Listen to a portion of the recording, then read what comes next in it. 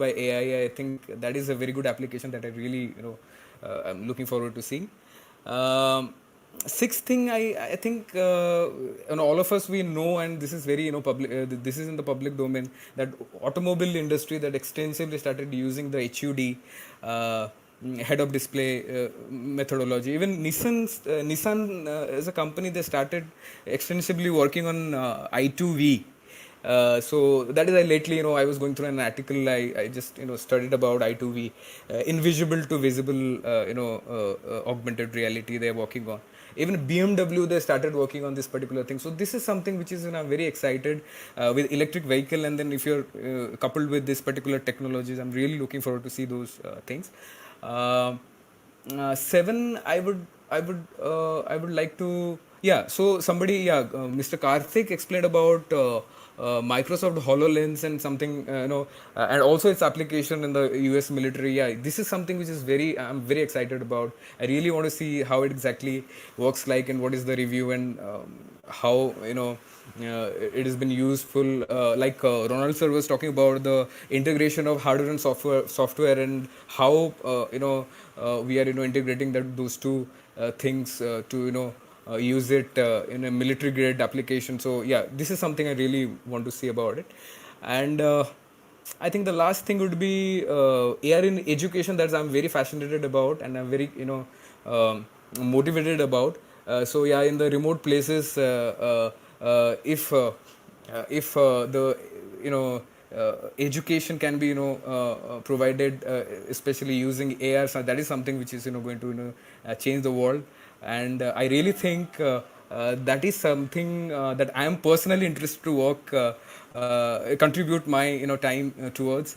There are few companies like Wikitude. They have developed some AR code, sorry, AI.R code, something that one of the article that I was going through. So this is something which is, I'm very excited about the AR. And the question that I have is, what could be the possibility of, movie making by using AR technology in coming 30 years? Probably Kapilesh, Avi, Karthik, maybe Ronald sir, and anybody of the panelists can answer this particular question. Thank you very much. I'm done talking. Over to you, Avi. Thank you. Abi, Yeah, can so I just whoever make a wants to quick answer it. comment to Bib's comment? Yeah, so please go ahead. And please don't call me sir. I don't like it. Anyway, so I totally agree with his comments about, AR and VR becoming ubiquitous and possibly even in the education space. The only thing I would say is, for it to become ubiquitous in education, possibly first, the value of AR and VR needs to be perceived in something as simple as video conferencing. Because video conferencing, as we all know and have seen during this pandemic, we wanted to interact with other people. We wanted to feel their presence because of the social distancing or whatever happened. And the best way to do that is through an audio or a video call, where you can leverage AR or VR to bring the presence of the person into that conversation. And if you can do that in a video conference, then guess what? The benefits of doing that in an educational context become even bigger and more valuable. But you have to prove the technology first in making video conferencing with AR and VR more ubiquitous. That is the only way technology becomes pervasive. And it is also the way that you bring the cost of doing it down. Thanks, I'm done. Hey, Avi, I would like to make one comment as well. Yeah, sure. Yeah, this is for everyone on the speaker panel. I would like to suggest a different thought process around VR, given the challenges that we are facing with the headsets and the hardware problems like giddiness or optical problems. So maybe there could be a divergence here where people could actually adopt controllers like the Leap Motion for hand tracking, and they could adopt high-end displays, and maybe they can interact with the virtual worlds in the current state of things. In case you're targeting an Indian audience who does not want to spend too much money on high-end hardware, and so at least we get people involved in these environments and get to the education aspects or medical aspects or filmmaking, etc. And eventually, when the hardware catches up, the quality comes to the point where no one is feeling giddy, nauseous, or and they can definitely use those uh, latest AR and VR headsets at that point. What do you think about that? Do you think that that is a good direction to go in by decoupling the VR headsets from the virtual reality worlds? I guess this is something worth experimenting with. But a lot of motion sickness is targeted with the design of the product. So there are some XR ethics in design which we follow to reduce the amount of motion sickness. Like we do a lot of padding whenever, let's say, we are moving into the virtual simulation, some kind of acceleration is there. We can we don't make it fully immersive. We pad it with the black lining or anything. That also reduces, like, to a major degree, that how motion sick his person is. So similar solutions, but what you mentioned with the display technology is also worth experimenting. The question Mr. Naik asked about the capture technology and basically the movie making cinema into VR is definitely the craziest and uh, amazing experience which we are looking forward to. So I have I was honored to interview a lot of good virtual reality directors who created some of the movies. So I have a friend called Neil Ledzer, and that guy created a virtual reality movie. He created a couple of movies. One was a horror movie, one was a sci-fi movie, and one was, let's say, a thriller movie in which you are a detective and you are solving a murder case. So the way these movies work is you can completely interact with these movies based on your interactions and your decisions. The narrative of the movie changes, and that has completely immersive movies created into virtual reality. And the actors act in such a way that they are interacting with the character itself, which could take certain kind of decision, and based on that the narrative goes. So Near Ned's work is definitely worth checking out. Please do check. He also did a podcast with me. There are Mott Clavier who did a very good movie in virtual reality. So these movies I'm talking about are created with 360 cameras, and they create the whole surrounding of one perspective. So you can find yourself completely immersed with the content. And there are so many apps which provide such great movies. There are streaming platforms which provide such movies. There are huge content, but still we need to come up with a better capturing technology. So as I said, with the technology growing up into the visual format, now we have better cameras. Everybody has access to a very good camera, a kind of camera in their phone that they can even create a documentary with that. The iPhone cameras are so capable that there are practical movie which are being shot with the camera itself. There is even a film festival where these movies are presented, which are shot only from the iPhone camera.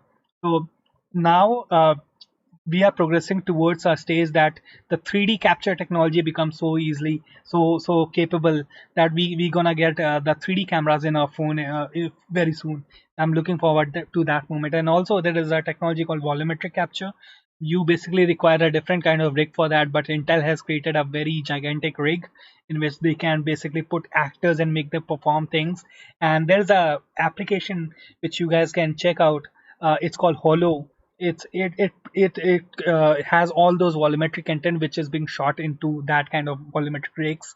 And these rigs are expensive right now, but looking forward that when they gonna get cheaper, because that content is completely immersive, and you can observe the content from every possible perspective. And when we'll create movies from with that kind of content, that would be like a game changer into the movie making industry. Avi, Roland here. Quick question for you. So you just talked about the camera. My question is, looking at AR beyond the camera, what do you think the role of spatial sensors such as LiDAR depth sensors or ultra wideband radio waves or spatial audio will be to take AR and VR beyond the camera to provide greater immersion. Yeah, of course. I guess your question is completely valid. I guess when you're talking about AR and VR without the camera, your perspective is not capturing the reality and working on completely immersive content, which actually what VR does. But definitely, VR devices use a lot of cameras. So even there is a rumored headset from Apple, which is about to come in next year, and that headset is going to come up with 12 cameras on the board. So 12 cameras tracking the environment to get the very accurate spatial tracking. And of course the headset could be a completely immersive headset, which means you can connect to people into complete virtual reality avatars and everything. Uh, the kind of workspaces and the kind of avatars you mentioned in the previous talk which you had. So you mentioned that we need to work on the environment where people could collaborate, we could work, and all the companies understand this point. And there is Microsoft Mesh, which is completely working on collaborative environments. There is the Facebook workflow workspaces is announced, which is again targeting the same kind of audience, the offices which are right now working remote, and they are providing this virtual spaces where people could. There is Metaverse as well. Metaverse is a 2016 formed company which have their social platform. Now it is completely shifted towards how people can collaborate and work together and see each other and do some business meetings and everything. There is a platform called Spatial, which is like one of the leading ones, which is even better than I would say Horizon. Horizon is very close, but I love Spatial more. So Spatial is doing some crazy things with augmented reality and augmented virtual reality meetings. So I guess these platforms are doing pretty good job in collaborative spaces.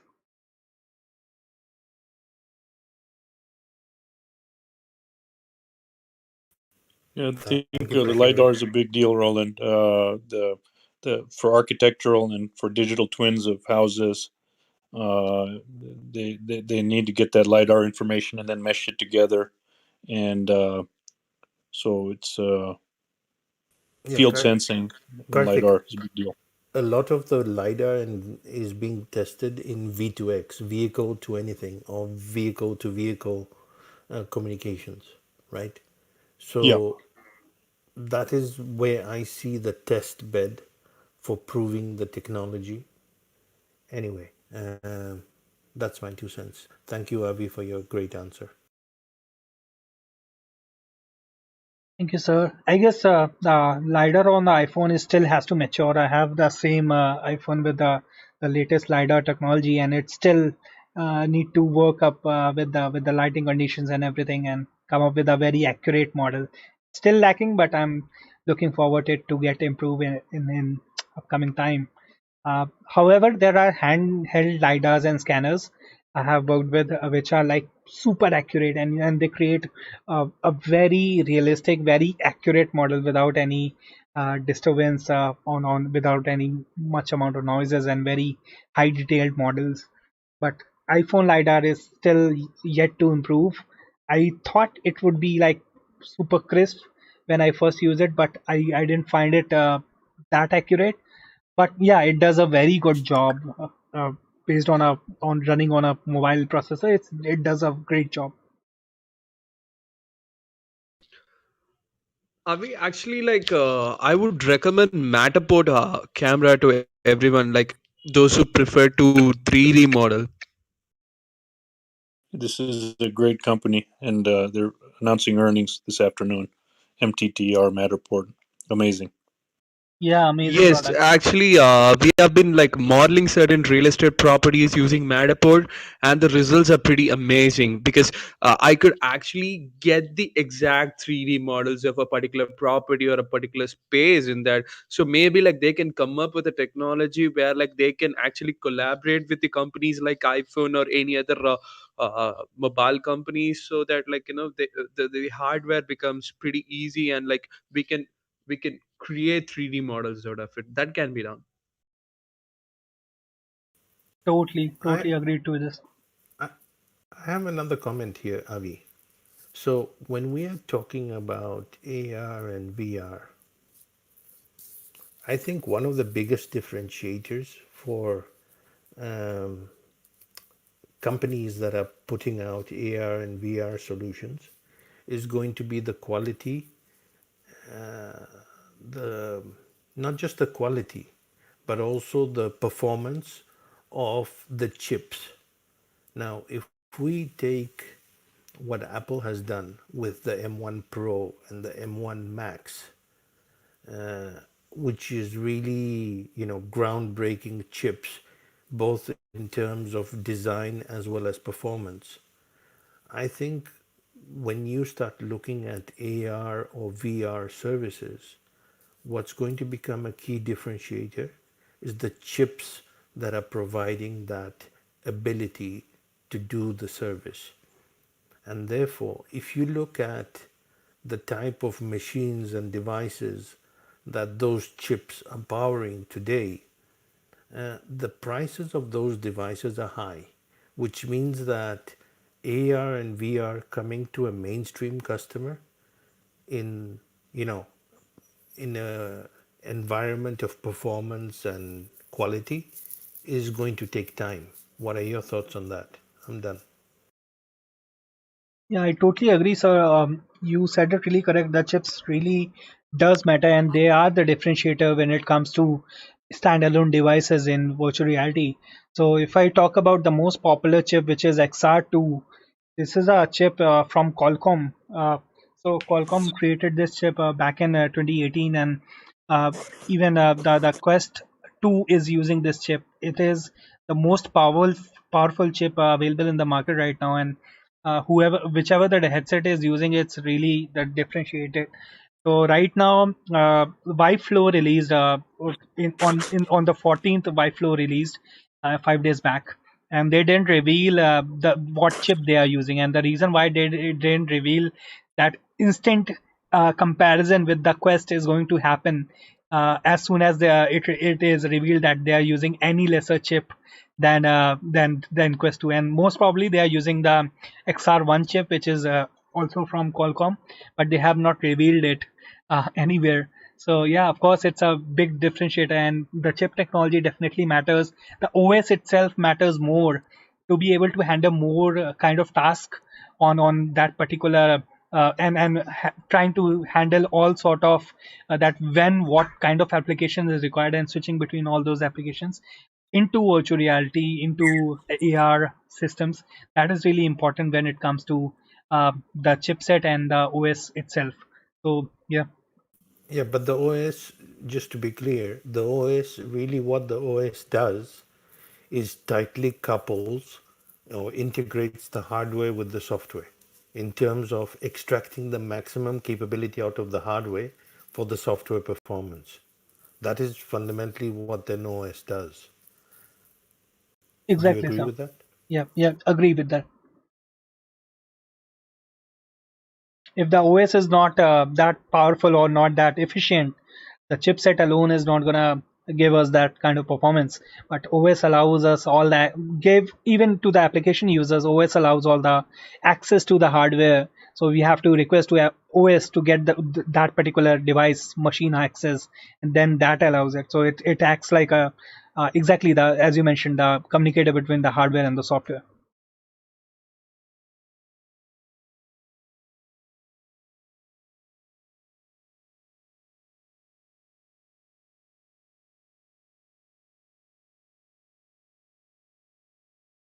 Wow, some crazy conversations. So if still somebody wants to share some views, come up on the stage and talk about virtual reality and augmented reality perspectives. I'm really welcoming you all and come up and let's talk about this particular perspective.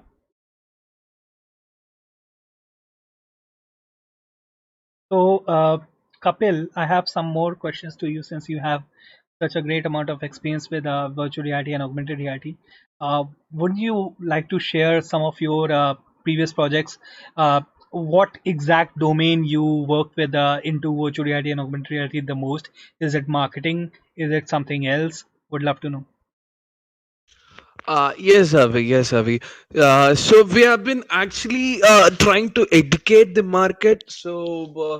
When it comes to business, like first we have to actually sell the solution. We have to make them understand about like how this is gonna help them. So that will be a really big barrier because some business people they would understand, but some will not understand. So we have to actually make them understand about how what is this technology and how the user is gonna feel about this technology. As of now we are focused on manufacturing industry, uh, because over there you can't like train your workers again and again, like use a manpower to actually like train 10 people or 20 people, where like the hiring happens every 4 to 5 days. So you can create we created content for them so that like the workers over there they can actually like have an immersive experience with the content, and they can actually interact with the machines as such. So they don't have to actually go to a machine to actually learn how to actually manufacture a particular product or a particular material as such. So it was quite helpful and helpful for them. The reviews what we got were really helpful for us to actually build better products as such. And the second thing is like with the pandemic, everyone wanted to sell their property. So let's say like you've been sitting in US and you want to invest your money into real estate. So what I can do is like with the use of Matterport actually helped us a lot. So with the use of Matterport we were able to actually replicate the 3D models, capture the property, and we were able to actually help like the top builders like Tata, as well as the Akshaya homes, which are present in India. So they were actually making some good sales, and people were actually investing, not even from other parts of the world. So that was an unexpected outcome which we didn't predict. Another thing is like we tried this technology out in education. So we actually approached certain medical colleges so that they could have the dissection classes using Oculus device. So we were actually proposing this to many of the medical colleges, and even to I think like Mr. Karthik would know this, to even Ramachandra. And it's quite good because the the uh, the students were actually looking at something which is real, and they can actually interact with the content as such. So with regards to education, we have been closely trying to actually work with Byju's to actually to provide more contents with regards to biology as well as with physics are concerned. And we have been closely working with automobile industry because another problem what we are solving is over here is like a user or a particular outlet. uh, if 100 or 200 people are asking for a demo drive, they don't have that much big inventory to actually cater this much so many leads at the same time. So with the use of Oculus device, the investment is going to be just 40,000 on this device, and somewhere around 10 lakhs in Indian money to create a content about a particular car or something like that. And people can actually view different type of cars. They can change their interior, they can change the color, so they can actually experience and customize their car over there. So and even uh, even the car companies, they don't have to spend much, they don't have to invest a lot on real estate, because to have an inventory you have to have a big space. So we were solving that problem. So this technology not only increases your sales, but also it cut down your operational costs. And retail industry, it's been a huge hit, Avi. So people are using crayons, and they are actually making quicker decisions because they don't have to add something to their car. They don't have to. The user behavior is like, if I'm like not sure about something, if I'm not sure about a particular shirt or a particular shoe, like how it uh, suits my outfit, I can probably like wear that outfit and probably try that shoe and see like how it fit my pants, so that like I can immediately buy that. So the user behavior has been totally changed. The time the time they take for decision making is like within a minute or so they have been able to add a thing and like proceed to checkout once when they are satisfied, once when they find like this is the perfect thing for me. So retail has been a huge hit. And the next thing is like India. uh, Majority of the population, we spend 30% of our total income on food, right? So and with all these upcoming food bloggers in this uh, uh, particular country, what we can do is like we have given AR menus. So let's say like I'm looking at a particular dish, right? If I'm looking at a particular dish, I don't know like how does it look, and how does it I just wanted to see like how the particular dish looks. So this solution actually enables the user to look at a menu and see like what's the something they are ordering. And even the waiter can actually explain about this to a starting from a top 5-star restaurant to a normal place where you find a different type of menu. So the food industry is also going to change. Every hotel can also have an AR cube, which is a unique solution which we are providing to all the restaurants, and which we are providing to all the hotels in Middle East. Because some of the hotels are so huge, like people they tend to get lost, that they don't know where to reach out get into a particular restaurant or to go to the bar. So AR navigation has been pretty useful for them. And it makes life so simple. To make it simple, it makes our lifestyle so simple. And it gives business to majority of the company. I'm done, Avi. If you Thanks, Kapil. I guess you if shared some of the really good use cases. I guess Roland sir want to speak something. Yes, sir. Please go ahead. so listening to what Kapilesh said, my mind went in different directions, and I thought maybe there is an interesting use case here. Rather than just looking at the menu and understanding the dishes, imagine if a hotel has a star chef who's known for making a certain dish. They could start looking at how to monetize the preparation of the dish with from that chef, and therefore customers that want to learn using virtual reality how that chef makes a certain dish, that could be a way to actually monetize it in a more meaningful way than give a customer a recipe. Thanks. Yeah, and we have seen some of the games which talks about virtual reality. Within virtual reality, the games gives you a competition of, let's say, cooking something, and you compete with other player which are playing it.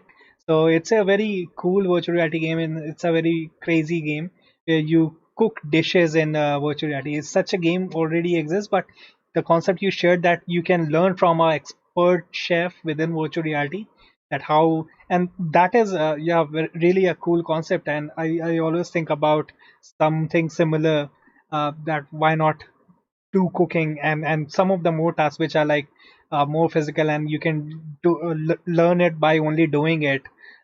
Some of the tasks like cooking and so many are there, that are really good cases for virtual reality.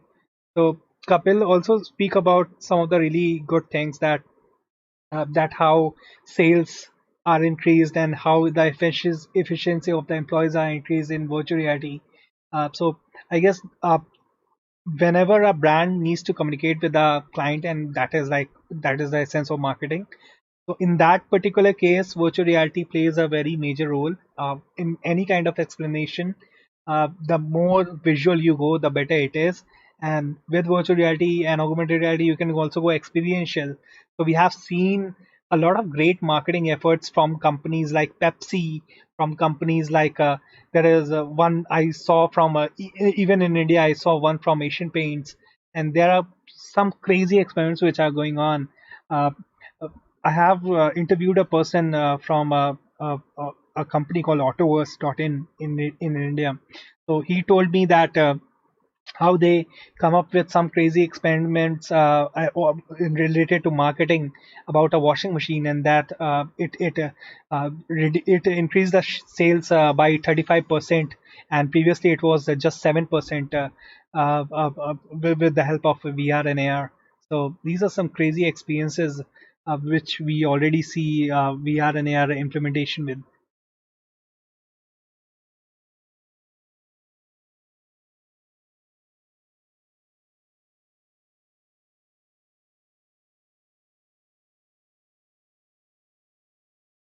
Awesome. So I guess I'm out of questions here.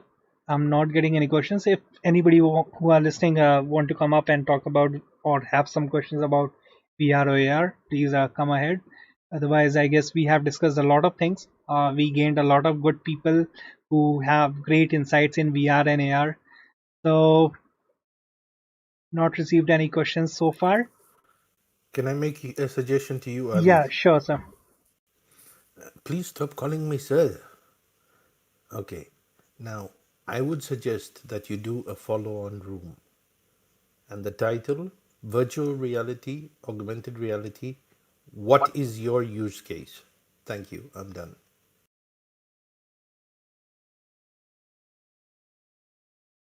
So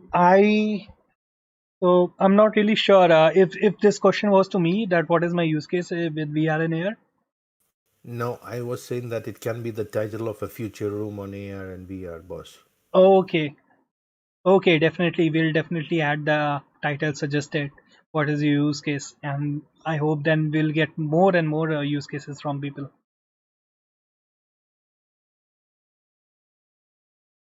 So yeah, thank you everyone for joining, and really thank you for everybody who gave their perspectives on this conversation. Thank you, Rahul. Thank you, Karthik sir. Thank you, Kablesh, Roland. Thanks everyone for joining, and we'll definitely have next session pretty soon. Bye bye everyone. Let's end the room. Thanks. Karma.